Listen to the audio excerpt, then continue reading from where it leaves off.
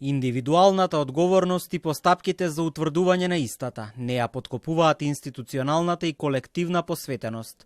Ова е официјалниот став на Државната комисија за спречување на корупцијата, откако председателката Татјана Димитровска стана една од осомничените во проширената истрага на обвинителството за гонење на организиран криминал и корупција, по сомнежот за нејзина вмешаност во случајот Адитив. Антикорупцијска продолжува да работи, велат од институцијата. Државната комисија како институција продолжува да работи независно и ефикасно во согласност со своите законски надлежности и својот мандат. Следејќи ги последните случувања, Државната комисија би сакала да ја увери јавноста, партнерите и меѓународната заедница дека институцијата останува целосно доследна на почитувањето на принципите на интегритет, транспарентност и владење на правото. Дали ќе си даде оставка председателката на ДКСК е прашање кое засега е без одговор, но доколку го послуша гласот на јавноста, таа треба да ја напушти фотелјата, оценуваат познавачите. Поранешниот член на ДКСК Владимир Георгиев е на став дека покрај имиџот на Димитровска, нарушен е и угледот на институцијата и тоа негативно ќе се одрази на довербата на јавноста во неа. Кај нас постои, јас би рекол, една морална депресија кај службените лица. Многу ретко, јас дори не сеќам дали некој од службените лица во било која ситуација си поднел оставка од морални причини.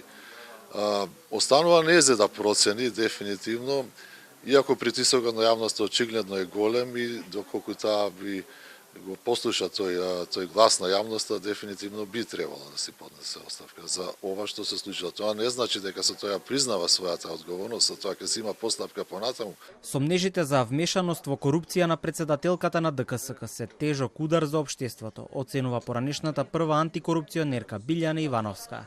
Од Македонскиот центар за меѓународна соработка пак оценуваат дека корен на целиот проблем со ДКСК е тоа што моделот на избор на составот, што се покажал успешен претходно, при изборот на новите членови на антикорупцијска во 2023 година бил злоупотребен. Се случило што се случило, сега треба да гледаме како понатаму, значи треба се бара чаре, на потек е собранието. Сите членови и председателката одговараат пред собранието.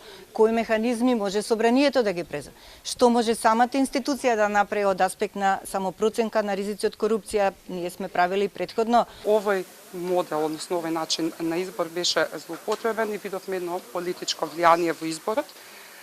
Со самото тоа веќе можеме да констатираме дека почна и негативни одредени резултати од страна и на меѓународните институции за начинот на работа на самото ова тело.